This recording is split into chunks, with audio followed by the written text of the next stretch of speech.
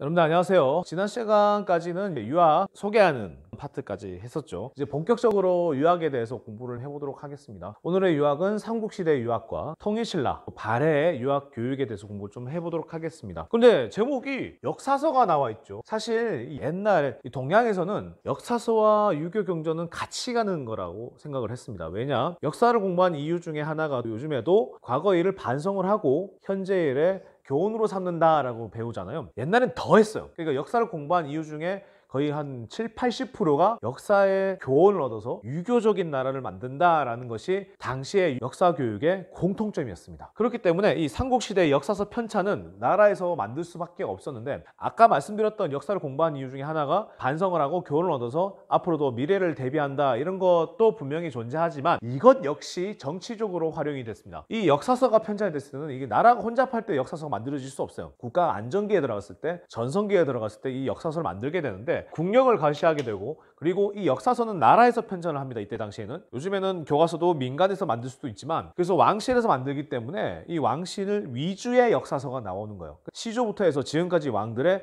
계보를 쭉 훑어보는데 잘한 거, 못한 거 중에 어떤 거 많이 있을까요? 잘한 것을 많이 넣었겠죠. 그래서 왕실의 권위 상승 목적을 많이 담았습니다. 특히 시조를 굉장히 신비로운 존재로 많이 만들어 놓습니다. 고구려 같은 경우에는 주몽의 아래에서 태어났다, 그리고 신라 같은 경우에도 아래에서 태어났다, 이런 식으로 삼국 유사에 많이 나와 있지만 아마도 이때 당시에도 굉장히 전설적인 부분을 많이 넣었을 거라고 보여집니다. 예를 들어서 책에 나오는 건 아니지만 광개토 대왕 릉비에 보면 고구려를 세웠던 추모, 주몽이를 알고 있죠. 이 추모가 어떻게 태어난지에 대해서 굉장히 신비롭게 적어놓고 있어요. 하늘님이었던 해모수와 하천의 신이었던 하백의 딸 유아와 결혼을 해서 낳은 게 주몽이고 아래서 태어났다, 그 얘기까지 있습니다. 그러니까 왕실의 권위를 상승시키는 게 목적이 있다는 거죠. 항상 지금도 그렇지만 옛날엔 더더욱 그랬어요. 모든 사상과 종교가 정치, 사회적으로도 연관이 되어 있습니다. 구체적으로 보시면 고구려는 유기를 100권이나 만들어내요. 그래서 이게 언제 만들어지는 기록이 안 나와 있지만 아마 소수리망일 거라고 보고 있는데, 이 영야왕 때 살수대첩 아시죠? 고구려가 수나라를 막았을 때 그때가 영야왕인데 이문지라고 하는 신집 5권으로 요약해서 만들어냅니다. 그리고 백제 근초고왕, 이 근초고왕도 굉장히 전성기 때죠. 고홍이라는 분이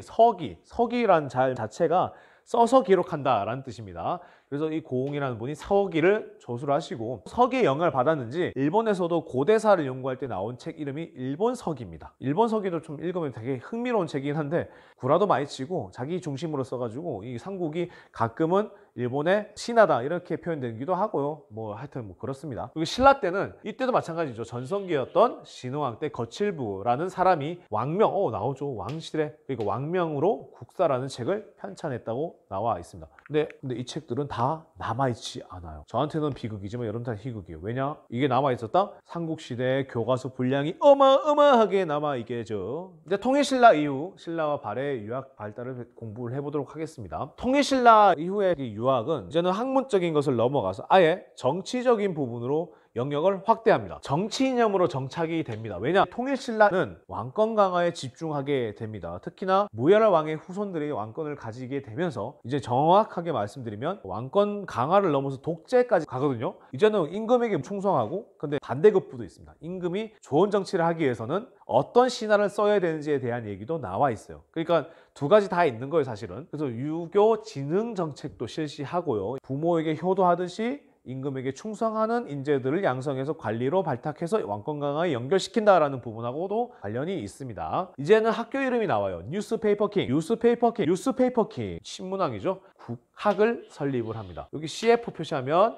고구려 소수리망 때는 태학이 있죠. 그리고 지방에는 경당이 있고요. 그리고 이 국학이라는 것은 말 그대로 중앙 국립대학교입니다. 그런 수준으로 가르쳐요. 근데 어떤 과목을 중심으로? 유교 경전을 중심으로 가르칩니다. 그리고 이런 것들을 시험 보기 위해서 원성왕 때 독서삼품과 등을 실시하게 되는데요. 이 독서삼품과는 유교 경전을 읽고 어떻게 그걸 외우고 이해하느냐에 따라서 3등급으로 관직을 주는 거예요. 자, 그러니까 시험을 보니까 어때요? 원성을 사겠죠. 시험 물러가라 물러 원성을 사겠죠. 그래서 원성은 아니겠지만 원성왕 때 독서삼품과를 실시했다라는 부분도 유교 진흥 정책으로 연결이 되는 겁니다. 그러다 보니까 여러 아주 유명한 유학자들이 나와요. 유학자 이게 아니고 마이학자 아니죠. 유학자죠. 유교를 가르치는 연구하는 학자들. 강수라는 분은 외교 문서를 작성하는 데 뛰어난데 이게 외교 문서하고 유학은 무슨 관계냐라고 하는데 요즘에도 이게 적용이 되는 게요. 중국하고 외교를 하는 사람들의 말을 들어보면 그냥 일반적인 외교 서술로 외교를 하면 조금 부족한 부분이 있대요. 이 중국 분들은 어떤 것들을 굉장히 선호를 하냐면 중국의 옛날 고사들, 옛날 일들에 대한 얘기를 뭐 고사성어라든지 그런 사례들을 쫙 섞여서 얘기를 하면 굉장히 좋아한다라고들 얘기하거든요. 시조라든지. 그러니까 이 외교 문서를 중국에다 주로 이제 통일신라 때 보낼 텐데 유교 경전에 나오는 구절들을 많이 사용해야 고급스러워지는 거야. 아주 퀄리티가 높아지는 거예요. 그러니까 이 외교 문서를 작성했다 이 말은 유교 경전을 달달달달 외우지 못하면 못하는 거예요. 이게 그렇게 연결되는 겁니다. 그럼 수많은 또 책을 읽어야 어떻게 문장력도 엄청나게 좋아지겠죠. 그런 부분입니다. 자, 그리고 설총이라는 분은 이두를 체계적으로 정리하시는데 이두라는 것은 한글이 나오기 전에 우리나라 말을 발음하고 한문 발음하고 똑같은 걸 써서 문장으로 만들어내는 겁니다. 그래서 한문을 알아야긴 하겠지만 그 음만 안다면 우리가 나름대로의 문장 체계로 글을 질 수가 있는 거예요. 말 그대로 공주님은 이라는 말을 써야 되잖아요. 그리고 공주라는 걸 한자로 쓰고 주자도 씁니다. 주자가 보통 주인님 이런 뜻이니까 주자 쓰고 여기다가 은자를 씁니다.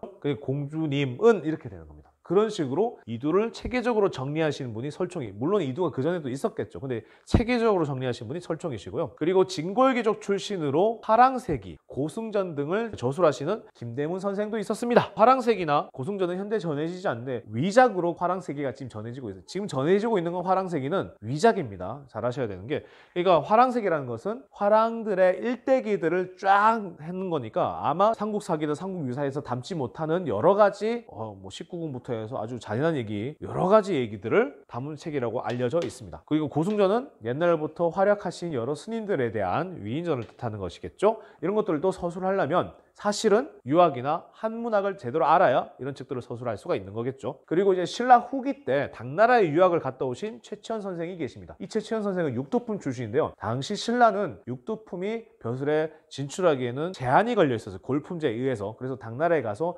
당나라의 외국인 시험이었던 빈곤과에 합격하신 분이, 장원급제하신 분이, 당시에 당나라에 반란이 일어났었는데 황소의 난이라고, 이 황소가 아니고 진짜 사람 이름 황소예요. 이 황소의 난이 일어났었는데 이 황소에 대해서 꾸짖는 문장을 딱 씁니다. 물론 자기 이름으로 쓴 건 아니겠고 자기 위에 있는 상사 이름으로 썼겠지만 그걸로 이름을 날리신 분이에요. 근데 우리나라 들어와 이거죠. 토황소 경문 이거죠. 이거. 자, 귀국을 합니다. 근데 이 골품제 때문에 자기가 활약을 할 수 없는 거예요. 그리고 당나라에서 봤던 비교적 신라에 비해서, 신라는 골품제가 아주 강했으니까 당나라도 귀족이 있어서 자기 등급별로 해서 무조건 사회 진출할 수 있는 건 아니에요. 그러나 비교적 개방적이었던 당나라에서 겪었던 것을 보니까 신라는 너무 제한적이고 폐쇄적인 거야. 그걸 어떻게 하려고 사회 비판을 했는데 안 됐습니다. 그래서 결국에는 지방에 은둔하시기도 합니다. 합천해사 아시죠? 그 해인사에 은둔을 하시다가 거기서 돌아가셨습니다. 이 부분도 나중에 그 전에 배웠던 신라가 어떻게 망했는지 그것과 연결해서 볼 수도 있겠죠. 자, 발해입니다. 발해만 하고 마치겠습니다. 자, 발해는 이제 세워질 때부터 당나라와 싸우긴 했지만 문왕 때 이르러서 당나라와 교류를 하기 시작합니다. 자, 그래서 당나라와의 교류를 통해서 유교 경전 등 여러 가지 서적을 수입하게 되는데 이 서적들을 수입해서 관장하는, 관리하는 기관이 있습니다. 바로 문적원이라고요. 이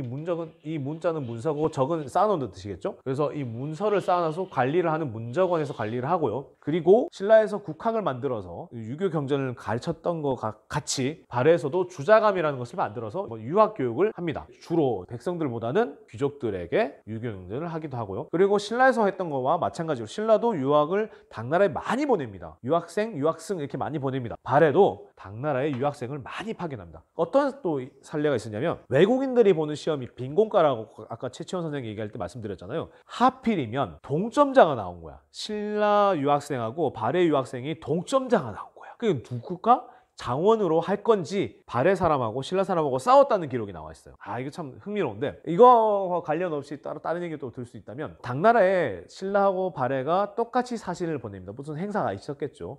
근데 누가 윗자리에 앉느냐라는 것도 서로 경쟁을 했다고 그래요. 그러니까 발해하고 신라는 나름 같은 민족이라는 생각이 어느 정도는 있었지는 모르겠지만 서로 또 경쟁 관계였던 거예요. 당나라라는 강대국의 4대 정책을 펼치겠죠. 조공채뽕 관계니까 어느 나라가 더 우세한지 이렇게 경쟁을 했다. 이런 또 재밌는 얘기도 있습니다. 또 할 수 있는 게 당나라의 유학을 파견하니까 또 빈곤가 아까 말씀드렸잖아요. 이 빈곤가를 당나라 지방 정권이나 당나라 귀족들이 시험 보는 게 아니에요. 이건 외국인들이 시험을 보는 건데 그러면 신라와 마찬가지로 발해도 당나라에서 같은 나라라고 쳐주지 않고 외국인으로 쳤구나. 그럼 지금의 중국이 동북공정이라 그래서 고구려 발해를 자기 나라 지방 정권이라고 자기 나라 역사라고 우기는 게 말이 안 되는구나 라고 볼 수도 있죠. 그런 부분을 잘 생각해 두시면 되겠습니다. 그리고 하나 또 발해가 유학을 중시했던 거 알 수 있는 게 중앙 육부의 명칭을 유교 덕목 등이 반영이 되어 있는 것을 보고 알 수가 있죠. 발해 얘기할 때도 삼성육부 제도, 당나라의 삼성육부 제도를 도입했다고 했는데 명칭을 발해에 맞춰서 했다고 했죠. 충인의, 예지신 이런 식으로 바뀌었다고 했죠. 그런 부분 봤을 때도 발해가 독자적인 중앙 정치 제도를 가지고 있을 뿐만 아니고 유학을 중시했다라는 것도 알 수가 있었습니다. 그러면 이번 시간은 여기까지 하도록 하겠습니다. 여러분들 안녕.